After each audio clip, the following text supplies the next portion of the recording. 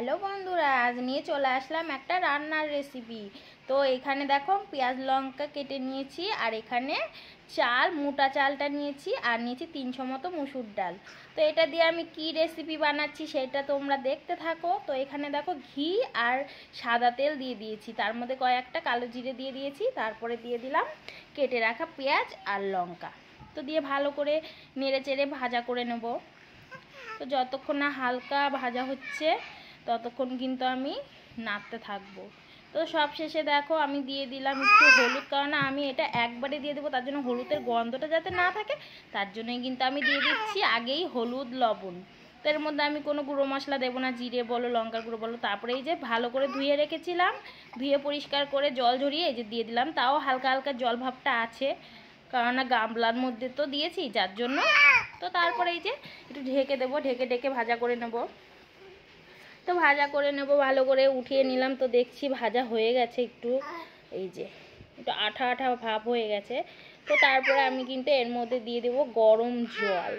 তো গরম জল দিয়ে নেব। এটা কিন্তু চালে ডালে পোলাও বলে। তো অনেকেই বলবে যে মুসুর ডাল দিয়ে পোলাও, হ্যাঁ এটা এক ধরনের পোলাও। তো তোমরা যারা যারা এই রেসিপিটি খাওনি একদিন কিন্তু বানিয়ে খেতেই পারো। তো এটা শীত পড়ে গেছে, শীতের মধ্যে কিন্তু এইভাবে রাতের বেলা করে বা সকালবেলা করে ভালো লাগে খেতে। তো শুধু তো খাবো না, তার জন্য এই যে ফ্রিজে পড়েছিল দুটো বেগুন, তো বেগুন দুটো বানিয়ে নিই, আর সাথে বানাবো দুটো আলু। তো বাচ্চারা বেগুন খায় না, যার জন্য ওদের জন্য আলু ভেজে দেবো। আর এদিকে দেখো বেগুনটা একদম ফ্রেশ বেরিয়েছে, একটু পোকা ছিল না। আর এই যে দুটো আলু মোটা মোটা করে চাক চাক করে কেটে নিয়েছি, তারপর নুন হলুদ মাখিয়ে নিয়েছি ধুয়ে পরিষ্কার করে। তো তারপরে এই যে কড়াইতে দিয়ে দিলাম একে একে সব কিছু কিন্তু আমি ভেজে নেব। তো ওইভাবে কিন্তু শুধু ভালো লাগে। তো ওর মধ্যে কিন্তু আমি কটা আলুও দিয়ে দিয়েছি, খিচুড়িটা যে হবে পোলাও খিচুড়ি, তো তার মধ্যে কিন্তু আমি আলু দিয়েছি, মানে ভালোবাসে তাই দিয়েছি আলুটা। তারপরে এই যে একে একে সব কিছু আমি লাল লাল করে ভেজে নেব। তো সব শেষে দেখো আমার কিন্তু ভাজা হয়ে গেছে। তো আচ্ছা হট করে কিন্তু মনে হলো এটা করব, তো তারপরে ভাবলাম তোমাদের সাথে একটু শেয়ার করি না। এদিকে দেখো টকবক করে ফুটছে, চালে ডালে মারামারি করছে, সেই পরিমাণে মারপিট হচ্ছে। তো তারপরে আলুগুলো কেটে রেখেছিলাম ধুয়ে পরিষ্কার করে, সেটাই আমি দিয়ে দিলাম এখন। আগে দিইনি যাতে আমি খুঁজে পাই, তার জন্য আমি একটু পরেই দিলাম। তোমরা চাইলে আগেও দিতে পারো, আর একটু বড় বড় করে কেটে। তো আমি ছোটো ছোটো করে কেটেছি যার জন্য। আর এইদিকে তেলটা পুরো খেয়ে নিয়েছে বেগুনে, যার জন্য আরেকটু তেল দিয়ে দিলাম কড়াইতে। দিয়ে যে 4-5 টুকরো বেগুনটা ভালো করে নিয়েছে, এখন আমি দিয়ে দেবো ঘি, দিয়ে এটাও ভেজে একইভাবে উঠিয়ে নেবো ঘিটা।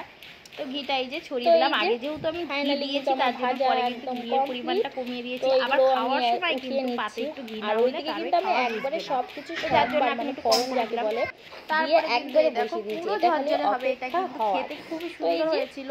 এটা কিন্তু আমি কাল রাতে করেছিলাম, আর আজ এডিটিং করে তোমাদের সামনে ধরেছি ভিডিওটা। তো ভিডিওটা কেমন লাগে অবশ্যই কিন্তু হবে, কমেন্ট করো, মানে আমার ভিডিও তোমাদের কেমন লাগে। তো তোমাদের ভালোবাসার জন্য কিন্তু আমি ভিডিও বানানোর আগ্রহ প্রায় হয়ে আসবে। তোমরা যদি আবার একটু ভিডিও না দেখো, আমার কিছু কিছু ফাইনালি কিন্তু হয়ে হয় জানি, আমার ভিউয়ার্সটা খুব একদম হয়ে গেছে। তো যার জন্য এর মধ্যে কিন্তু আর একটু কাজ বাকি আছে, সেটা করতে হবে। এর মধ্যে কিন্তু আমি আবার এভাবে ভালোবাসা দিও আমাকে, যেহেতু আমি পেঁয়াজ দিয়েছি, মনে জায়গা দিও। তো এই যে এটা কিন্তু আমার কিন্তু ফাইনালি হয়ে গেছে দেখো। তো যারা এদিকে দেখো এডিটিং করছে, আমি একবার কিন্তু আমার মতো করে খেতেই পারো, টাটকা ধরে টানাটানি করছে মাম্মা কিন্তু হয়ে গেছে। দেখো আমি কিন্তু আমার মেয়েকে বলো তো বন্ধুরা একটুখানি ঘি ছড়িয়ে দেবো, আর আলু ভাজা দিয়ে দিয়েছি। আর এই দেখো আমি ভালো করে নেচে পুরোপুরি কিন্তু এরকমই হয়েছে, আর খুবই খুবই টেস্ট হয়েছে। তো ভালো লাগলে সাবস্ক্রাইব করে দিও বন্ধুরা।